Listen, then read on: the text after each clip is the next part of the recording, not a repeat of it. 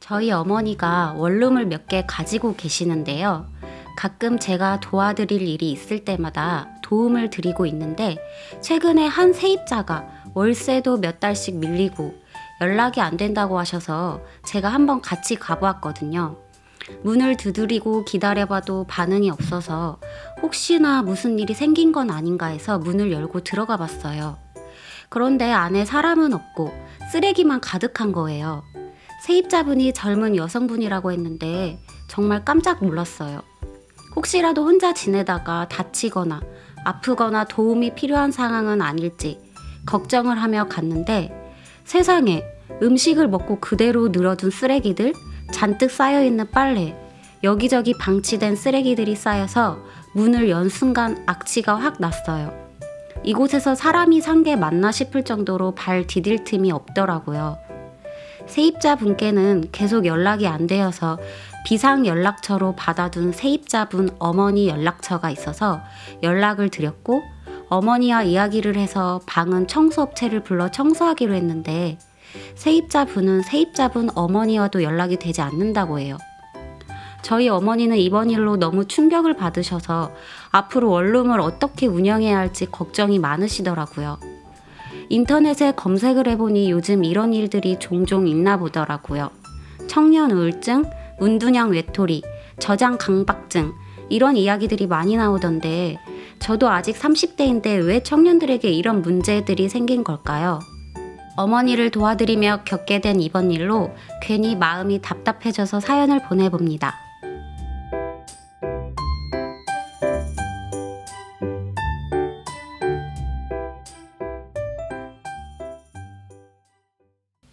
네, 사연 잘 들었습니다.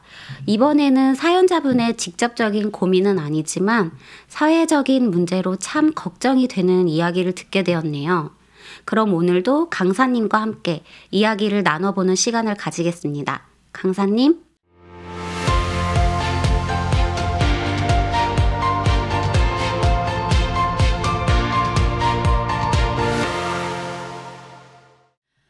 안녕하세요. 마인드 교육 전문 강사 안현정입니다. 저도 예전에 오늘 사연과 같은 일들을 뉴스에서 본 적이 있어요. 아마 청취자분들도 뉴스에서 청년 고독사, 청년 우울증 이런 이야기들을 들어보신 적이 있을 거예요. 실제로 1년에 약 100만 명에 가까운 환자가 우울증으로 진료를 받는 것으로 집계가 되고 있는데요. 건강보험 심사평가원 통계에 따르면 우울증으로 병원을 찾는 환자가 2017년에 68만여 명에서 2021년에 91만여 명으로 4년 동안 약 34%의 환자가 늘어났고 그 중에서도 특히 20, 30대 청년 우울증 환자의 비율이 2017년에 23%에서 2021년에 34%로 그 비율이 크게 증가했다고 해요. 우울증 환자 10명 중 3명 또는 4명이 청년이라는 것인데요. 이게 사회적으로도 청년 우울증에 대한 문제에 크게 관심을 갖고 있다고 합니다. 그럼 어떤 이유에서 청년 우울증 환자들이 이렇게 증가하고 있는 걸까요? 글쎄요. 청년 때는 아무래도 학업이나 취업, 미래가 보장되지 않는 막막한 이 현실 같은 다양한 원인들이 있을 것 같아요. 네, 그쵸. 보통 취업난을 가장 먼저 떠올리실 거예요. 요즘도 그런 뉴스가 많이 나오고 있는데 사실 제가 대학을 들어갈 때만 해도 고등학생 때 수능을 위해서 열심히 이제 공부하고 달렸기 때문에 대학교 1학년 때는 드디어 대학생이다 하면서 좀 즐겁게 시간을 보냈던 것 같은데 요즘은 대학을 입학을 할 때부터 취업을 걱정하는 학생들이 굉장히 많아졌다고 합니다. 이렇게 취업이 어려운 가운데 코로나19로 그게 더 심화되고 또 취업으로 인한 스트레스가 굉장히 커졌다고 합니다. 저도 취업 준비할 때 몇몇 회사에 입사원서를 내고 그 결과를 확인했을 때 기하에 뛰어난 능력에도 불구하고 라고 시작되는 그 탈락 문구를 보면 그렇게 허탈하고 기운이 빠져서 쉽게 기분이 털어지지 않았어요. 이러한 상황이 반복되면 우울감이 심해지는 거죠. 또한 취업 외에도 결혼에 대한 그 어려움, 결혼을 하는 게 좀 어려워졌죠, 많이. 그리고 경제적 불안정성, 미래의 불확실성 등 여러 가지 원인으로 인해 청년 우울증이 발생할 수 있다고 합니다. 네, 그렇군요. 네, 그런데 취업에 실패하고 결혼에 실패했다고 해서 모두가 우울증을 겪지는 않아요. 누구에게나 있을 수 있는 문제들이고 문제를 만났다고 해서 모두가 좌절하고 포기하지는 않습니다. 그래서 저는 오늘 이렇게 외부로부터 오는 원인보다 우리 내부의 원인을 조금 더 다루고 싶은데요. 오늘 사연 속에 자취방을 쓰레기로 가득 차게 하고 사라진 여성분은 사실 어떤 이유가 있는지 지금 정확히 우리가 알 수는 없습니다. 하지만 2030 젊은 청년들 중에 극심한 스트레스와 우울증, 무기력증 등으로 심리적으로 취약한 상황에 놓여 있고 그로 인해 제대로 된 생활이 되지 않고 또 사연 속 여자분처럼 쓰레기를 그대로 방치하며 사는 사람들이 늘어나고 있다고 해요. 한 기사에서 봤는데요. 청소 전문업체 팀장님 한 분이 인터뷰를 했는데 쓰레기 작업한 200곳 중에서 90% 정도가 우울증과 무기력증을 가지고 있는 분들이 살고 있던 집이었고 그 대부분이 청년들이었다고 해요. 이러한 문제는 물질적인 부분보다 심리적인 부분의 영향이 크고 그렇기 때문에 우리 내부에서부터 문제를 해결해 나가야 합니다. 혹시 학습된 무기력이라는 말을 들어보신 적이 있나요? 아니요, 처음 들어보는데요. 습관적으로 무기력증이 오는 건가요? 무기력도 학습이 될 수 있다는 건데요. 학습된 무기력은 피할 수 없는 힘든 상황을 반복적으로 겪게 되면 그 상황을 피할 수 있는 상황이 와도 극복하려는 시도조차 없이 자포자기하는 현상이라고 합니다. 쉽게 말하면 어떤 작은 문제가 왔을 때에도 그 문제를 극복하려는 시도 없이 그냥 포기하는 그런 거예요. 우울증 환자들도 보통 자신, 세상, 미래에 대해 부정적 관점을 가지고 있어서 무력감이 쉽게 일어날 수 있다고 하는데요. 이런 점에서 학습된 무기력감의 증상과 우울증의 증상이 비슷한 부분이 있다고 할 수 있어요. 무력감은 이렇게 학습이 될 수 있고 무력감이 학습이 되어서 내 안에 강하게 자리 잡게 되면 쉽게 넘을 수 있는 일들도 그냥 쉽게 포기하는 쪽으로 가버리게 되는 거죠.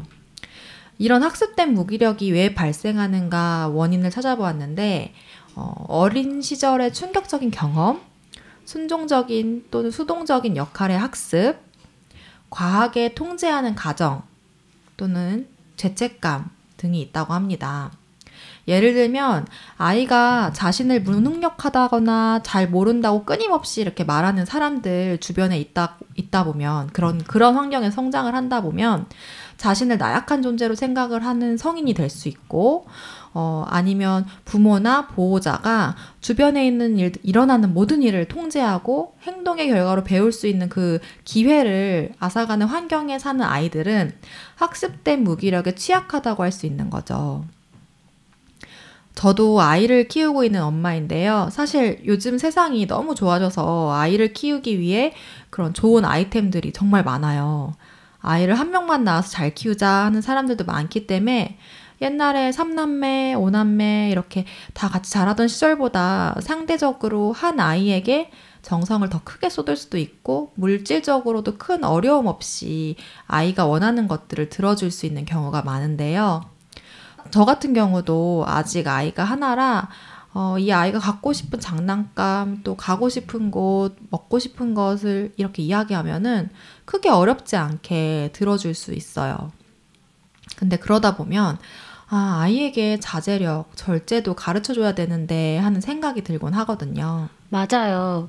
요즘은 또 옛날보단 풍요로워지고 또 출산도 많이 안 하다 보니까 육아 방식이 달라졌잖아요. 저도 아이들의 엄마로서 공감이 많이 되네요. 네, 좋은 아이템도 풍족한 환경도 아이가 잘 자랄 수 있는 환경이 될 수도 있지만 그런 좋은 것들이 오히려 독이 될 때도 있습니다. 아이가 직접 부딪히고 힘들기도 해보고 그래서 그 가운데에서 극복하는 방법도 터득해야 하는데 하나부터 10까지 부모가 다 해결해 준다면 그 아이는 스스로 극복하는 방법을 터득할 수 없기 때문이에요. 오히려 그 가난한 그 시절에 그 가난이 아이에게 스스로 먹고 싶은 것, 갖고 싶은 것을 참을 수 있는 그런 어떤 방법을 터득하게 하기도 하고, 아이 혼자 어려움 속에 놓여졌을 때 그 어려움을 극복하는 힘을 기를 수도 있는 거죠.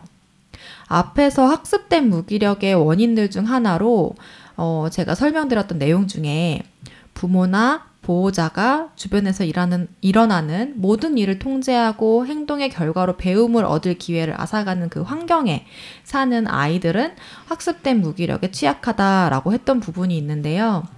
아이가 잘 자라길 바라는 마음에 또 안전하게 자라길 바라는 마음에서 아이에게 일어나는 일을 모두 통제해주고 아이 스스로 배우고 터득하는 그 과정을 허락하지 않는다면 그 아이는 오히려 성인이 되어서 실패를 만났을 때 그 실패를 넘어설 힘이 없어서 실패 앞에 금방 포기하게 되고 그렇게 학습된 무기력에 취약해 삶이 망가질 수도 있는 거죠. 들으면서 느껴지는 게 아이가 스스로 경험하고 배우면서 자립할 수 있도록 뒷받침해주는 역할이 부모의 역할이 아닌가 싶어요. 네, 그렇죠. 무기력이 이렇게 학습되는 것처럼 도전하고 부딪히고 극복하는 것도 학습이 될 수 있습니다. 앞서 저도 취업할 때 탈락 메일을 받고 의지가 꺾이고 허탈했다는 이야기를 해드렸는데요. 저는 대학원을 졸업하고 취업에 실패했었던 그때가 제가 살면서 경험한 가장 큰 실패였었어요. 사실 살면서 우리가 학교 다닐 때까지는 큰 실패를 경험하기는 좀 어렵잖아요. 그래서 저도 제 삶에서 제일 처음 만났던 큰 실패가 그때가 아니었나 싶은데요. 그래서 그로 인한 그 무기력함이 정말 컸어요. 그런데 그때 저는 저의 생각의 방향을 바꾸는 계기가 생겼습니다. 대학원을 졸업하기 직전에 취업을 준비하는 그 시간 동안 좀 남는 시간이 있어서 용돈벌이나 할 생각으로 알바를 했었어요. 제 전공이 통계학이어서 데이터를 분석하는 업무를 했는데 마침 그 회사에서는 그런 일을 하는 직원이 없어서 찾고 있던 중이었어요. 그래서 저에게 취업이 다 이제 실패한 이후에 계약직으로 먼저 입사를 하지 않겠냐고 회사에서 이렇게 먼저 제의를 했거든요. 지금 이제 원래 없던 일을 하는 자리여서 자리를 만드는 중인 이 회사에서 위에서 승인이 날 때까지 계약직으로 일을 하다가 정직원으로 변경을 해주겠다는 거죠. 사실 정말 감사한 제의였지만 아무리 정직원처럼 똑같이 대우를 해준다고 해도 어디에 당당하게 취업을 했다 이렇게 자랑을 하거나 이야기하기에는 조금 자존심이 상한다는 생각도 했어요. 친구들은 그때쯤 다들 이름 알아주는 좋은 회사에 하나둘 취업을 하기 시작했고 그렇게 친구들과 비교를 하며 생각을 해보니까 나는 좀 시작이 좋지 않다는 생각을 했던 것 같아요.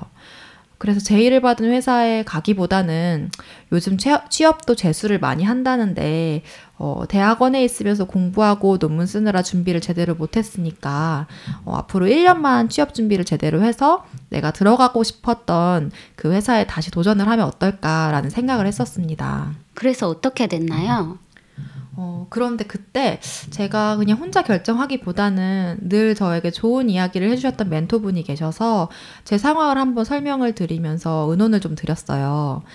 근데 그분이 제가 생각지 못한 이야기를 해주셨고 저는 그분의 이야기를 듣고 저에게 그 계약직 제의를 했던 그 회사에 들어가기로 결정했습니다. 어떤 이야기를 해주셔서 결정을 바꾸셨을까요? 네, 그분이 저에게 해주셨던 이야기는 남들이 모두 가고자 하는 길을 가려고 하면 그 길은 경쟁이 심하고 힘들지만 남들이 가지 않는 길을 가면 그 길은 경쟁이 심하지 않다는 거죠. 그리고 남들이 생각하지 않는 것을 해야 성공을 할 수 있다는 거였어요. 요즘 치킨집이 대세라고 해서 모두가 치킨집을 개업한다면 경쟁이 너무 치열해서 막상 장사가 잘 안 될 수도 있잖아요. 그것처럼 남들이 생각하지 못하는 그 길을 가야만 성공할 수 있다고 말씀을 해주신 거예요. 그래서 저에게 계약직 제의를 받은 그 회사에 들어가서 그 회사에서 배울 수 있는 것들을 다 배우고 그 이후에 창업을 하면 어떻겠냐라는 의견을 주셨어요. 생각지 못했던 길이었고, 그랬었는데 그 이야기를 들으면서 저는 처음에 실패한 것 같았고, 동기들과 비교할 때, 시작이 좋지 않은 것 같다는 그런 생각이 들어서 좀 힘들었지만, 이렇게 이야기를 듣고 생각을 바꾸고 나니까, 마침 제가 제의를 받았던 일이 생긴 지 얼마 안 된 일이라서 이 일을 하는 사람들이 몇 명 되지 않는 일이었고, 그렇기 때문에 얼마든지 제가 하기에 따라서 그 일을 제일 오래 그리고 잘하는 사람이 될 수도 있는 좋은 기회겠다라는 생각이 들었어요. 물론 취업 후에 이 일이 처음 시작되는 일이다 보니까 회사에는 제가 하는 일을 아는 선배가 없었고, 그렇기 때문에 스스로 헤쳐나가야 되는 일들이 많아서 어렵기도 했고, 또 하나하나 만들어가는 일들이 힘들기도 했습니다. 그렇지만 남들이 가지 않는 길을 가면 결국 성공한다는 멘토의 조언을 마음에 새기고 하나하나 일을 해가고 또 어려움을 극복해 갔던 것 같아요. 지금 취업한 지 한 9년이 지났는데요. 지금 돌아보니까 정말 이 업계에서 저와 같은 일을 저만큼의 경력으로 할 수 있는 사람이 많지 않더라고요. 그래서 최근에 이직을 할 때에도 좋은 조건으로 이직을 할 수 있었고, 제가 아이를 키우는 엄마라 사실 일하는데 제약이 많은데 그런 부분도 배려를 많이 받아가면서 계속해서 일을 잘할 수 있고 또 그 능력을 인정을 받고 있습니다. 생각을 달리해 남들이 가지 않는 길로 간다는 그 결정이 참 쉽진 않았지만 현명한 선택이었네요. 네, 그렇죠. 사실 저도 그 멘토분하고 이야기를 하지 않았다면 다른 사람들과 동일하게 또 1년 취업 재수를 하고 또 어렵게 시험을 보려고 했었을 것 같아요. 그런데 이렇게 실패를 하고 인생이 망한 것 같은 그 순간에도 한번 극복하고 다시 일어나게 되면 오히려 그 실패가 인생에서 만나는 어려움을 이겨낼 수 있는 큰 자양분이 돼서 우리의 삶을 달라지게 합니다.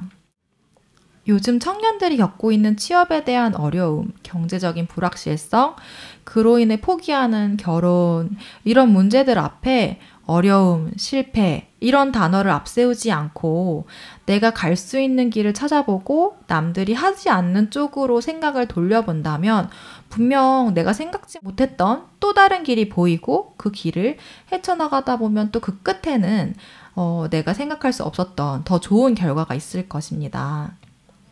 우리는 무기력을 학습해야 하는 것이 아니라 어려움을 넘는, 극복을 하는 그런 것들을 학습을 해야 합니다. 나는 원래 못하니까, 나는 원래 이런 사람이니까 하면서 포기하는 쪽으로 마음의 길을 낸다면 오늘 사연속 여자분처럼 삶의 의욕을 모두 잃고 무기력하게 살면서 제자리에 머무르게 되는 거죠. 그런데 사실 남들은 앞으로 나가는데 나 혼자 머물러 있다면 그건 제자리 걸음이 아니라 오히려 퇴보하는 삶을 살게 되는 거예요. 하지만 문제를 해결하려고 하고 문제를 넘어보려고 하는 사람은 계속해서 앞으로 나아갈 수 있습니다. 우리의 내면에 어떤 부분을 강화시키는지에 따라서 삶은 정말 많이 달라집니다. 요즘 MBTI로 사람의 성향을 나누는 게 유행이죠. 그런데 MBTI도 바뀐다는 걸 아시나요? 내가 처해진 상황, 환경에 따라서 MBTI가 바뀌기도 한다고 해요. E였던 사람이 I로 바뀌기도 하고 F였던 사람이 T로 바뀌기도 하는 거죠. 맞아요. 그런 것 같아요. 저도 그때의 기분 또는 상황에 따라서 조금씩 다르게 결과가 나오기도 하더라고요. 네, 그렇죠. 이렇게 MBTI, 우리가 알고 있는 우리 사람의 성향도 어떻게 내가 생각하고 어떤 환경에 처해져 있는지에 따라서 달라질 수 있는 것처럼 우리의 어떤 그 상황들도 우리가 어떤 생각을 하는지에 따라서 달라질 수가 있는데요. 늘 부정적인 생각을 먼저 하는 사람들은 부정적인 쪽으로 마음의 길이 나 있기 때문에 문제를 만났을 때 실패할 것 같은 생각, 포기할 것 같은 생각, 그런 생각들을 먼저 하게 됩니다. 그런데 생각을 긍정적인 쪽으로 마음의 길이 나 있는 사람이면 문제를 만났을 때 문제는 해결하면 되지. 이렇게 해서 안 된다면 다른 쪽으로 한번 생각을 해볼까? 이렇게 긍정적인 쪽으로 생각을 하게 되고 그렇게 하면 삶이 180도 달라질 수 있습니다. 결국 우리 앞에 놓인 실패 그 자체가 내 인생을 망치는 것이 아니라 실패를 보고 있는 나의 생각의 방향이 내 인생을 망치는 것이라고 할 수 있습니다. 오늘 마인드 스케치를 듣고 계신 청취자 여러분들 중에 혹시 실패로 인해 마음이 어렵고 모든 것을 포기하고 싶은 순간에 계신 분들이 있다면 이 실패로 인해 내 인생이 망가지는 것이 아니구나. 실패가 내 인생을 더 단단하게 해주는 자양분이 될 수 있겠구나. 한 번 더 일어나 보자. 다른 쪽으로 생각을 한번 해보자. 하면서 생각의 방향을 한번 바꿔보시길 바랍니다. 오늘 강연은 여기까지입니다. 감사합니다.